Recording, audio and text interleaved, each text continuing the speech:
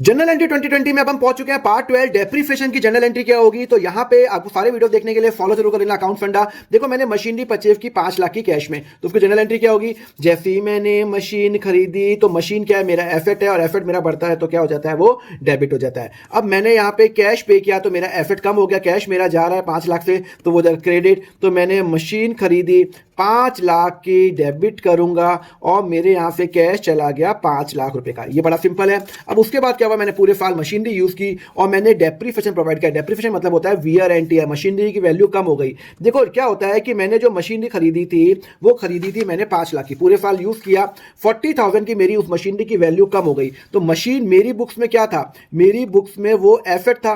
अब मेरी मशीनरी की वैल्यू 40,000 से कम हो गई है तो मेरा एसेट की वैल्यू कम हो गई है तो वो क्रेडिट हो जाएगा। वो कम क्यों हुई है, बिकॉज वो डेप्रिशिएट हुआ है। और डेप्रीफिएशन कहां पे जाता है, मेरा खर्चा होता है और खर्चा क्या होता है, वो मेरा डेबिट होता है। तो यहां पे मैं एंट्री क्या करूंगा, डेप्रीसिएशन डेबिट करूंगा।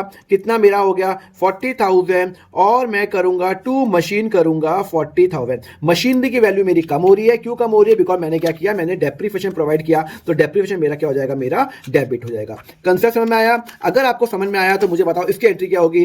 फर्नीचर को मैंने डेप्रिशिएट किया 5,500, जनरल एंट्री नीचे करके मुझे कमेंट करके बताओ, खुदा मुझे लगे कि आप मेरा जो लेक्चर समझ सक रहे हो। तो अब हम नेक्स्ट लेक्चर में हम करेंगे बैड डेट की जनरल एंट्री क्या होगी, उसके लिए फॉलो करो अकाउंट फंडा।